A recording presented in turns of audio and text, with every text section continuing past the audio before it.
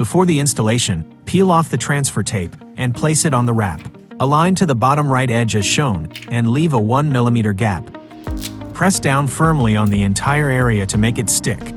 Lastly, make sure the charge port surface is cool to the touch. Open the charge port and use the alcohol wipe to clean the surface thoroughly.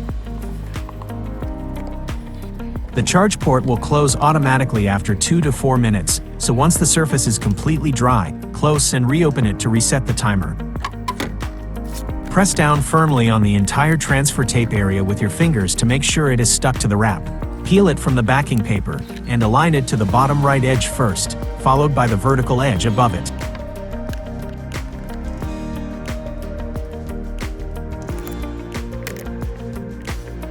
Press down on the wrap with your finger to adhere it to the surface. Keep it taut, and align it to the bottom left circle button. Use the squeegee to smooth out the wrap in hard-to-reach areas.